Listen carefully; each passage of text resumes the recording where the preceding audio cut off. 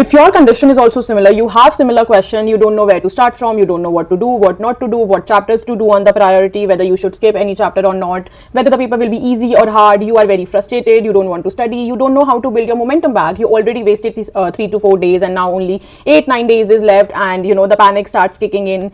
You have no idea whether to do the writing practice, MCQ practice or just lectures, whether you should learn, whether you should watch marathons. Like basically बहुत ज़्यादा confusion है, कोई idea नहीं है कि कैसे start करें, कैसे एंड करें, क्या करें क्या ना करें, रिविजन कितनी बार करें, सिर्फ एक ही बार पढ़े या फिर 2 रिविजन्स पॉसिबल हैं या नहीं है, और अगर अभी भी मन नहीं कर रहा तो क्या 1-2 दिन और डिले कर सकते हैं, 1-2 दिन बाद पढ़ना शुरू कर सकते हैं.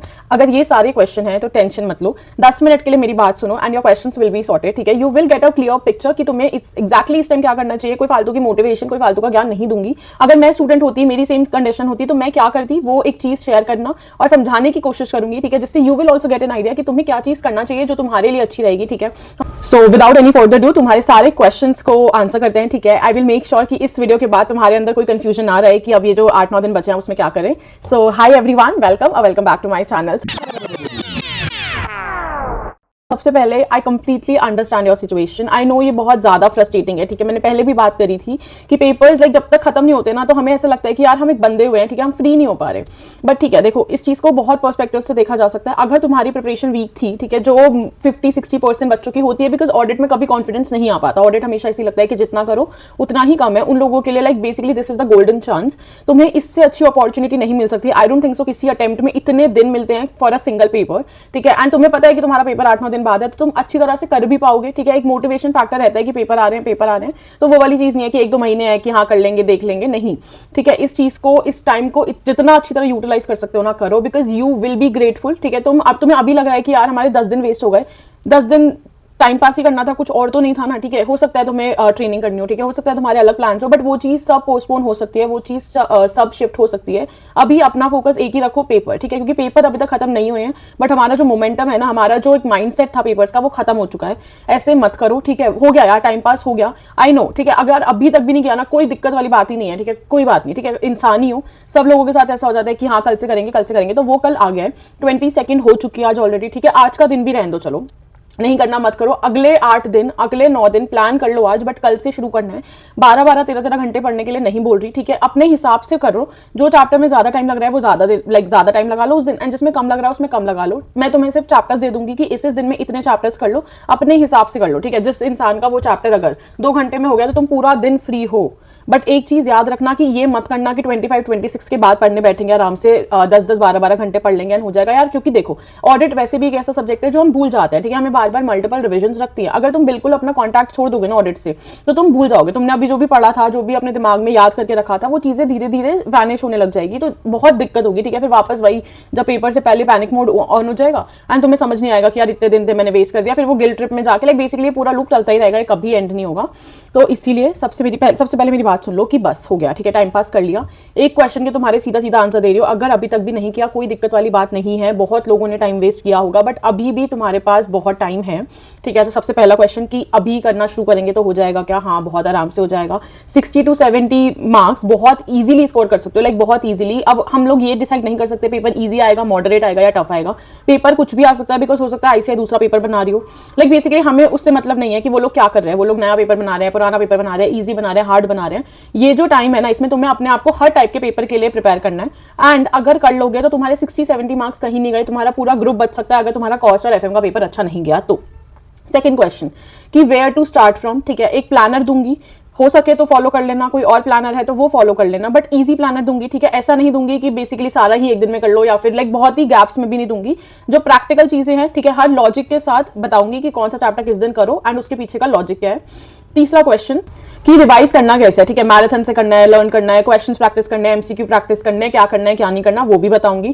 फोर्थ क्वेश्चन कि सिर्फ एक रिवीजन काफी है या फिर हमें 2 या 3 रिवीजन करनी है 9 डेज में, हमें 2 रिवीजन करनी है. ठीक है, कैसे करनी है वो भी बताऊंगी.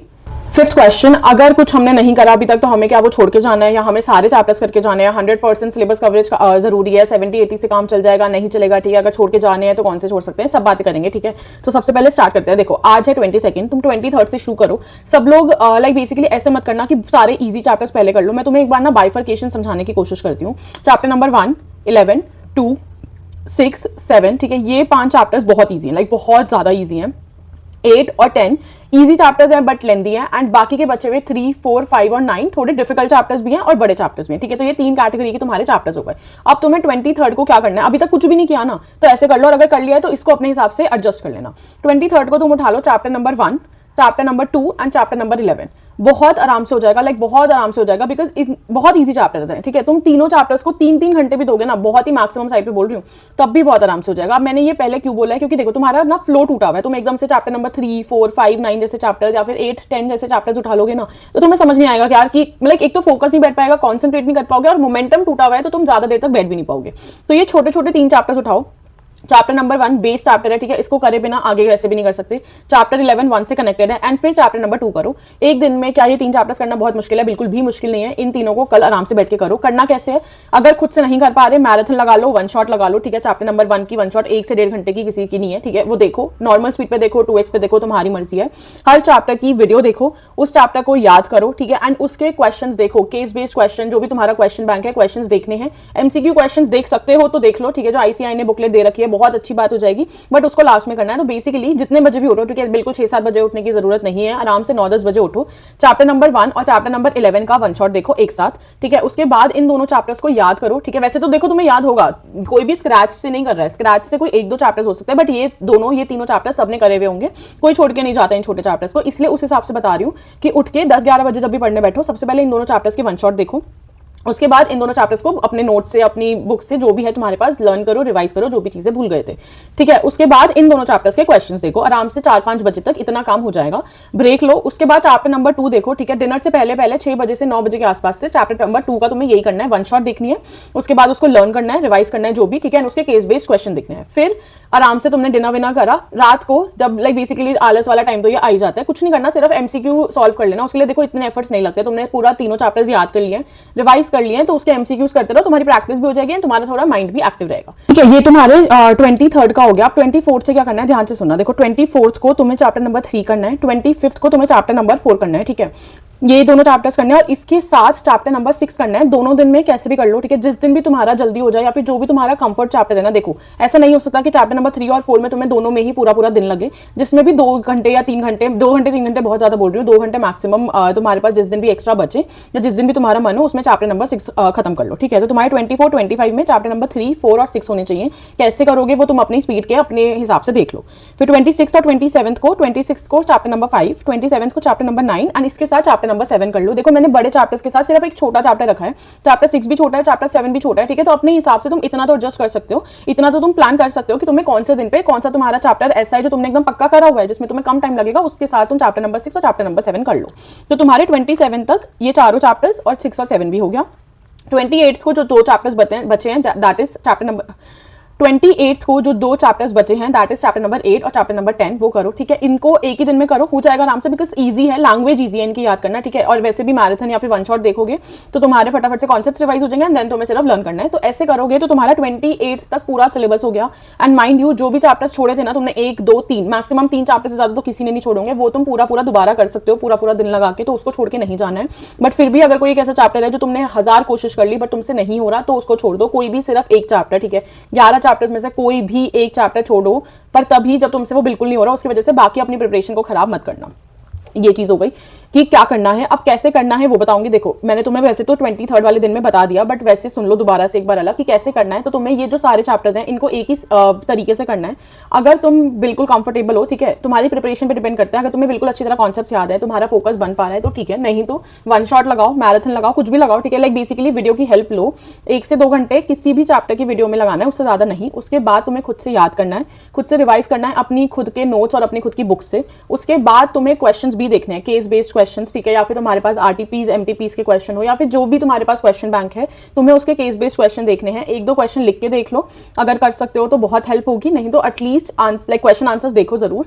एंड अगर टाइम बचता है, ठीक है, रात को सब कुछ करने के बाद तुम्हारे पास 2-3 घंटे या फिर 4-5 घंटे, जितना भी तुम्हारी स्पीड है उस हिसाब से बचते हैं, 1 घंटा भी बचता है, तो जितने एमसीक्यूज हो सकते हैं, एमसीक्यू बुकलेट जो आईसीआई ने दे रखी है उसको प्रैक्टिस कर लो। देखो सेम क्वेश्चन नहीं आते, बट तुम्हें एक तरीका पता चलता है, तुम्हारी एक स्पीड बिल्ड होती है कि एमसीक्यूज करने कैसे और कितने टाइम में करने हैं, ठीक है। ये तुम्हारी फर्स्ट रिविजन हो गई। अब हम 29, 30 और 31 को हमारी सेकंड रिवीजन करेंगे, बिकॉज देखो जो तुमने 23, 24, 25 को पढ़ा है वो तुम सीधा पेपर में जाके लिख नहीं सकते, एक रिवीजन जरूरी है।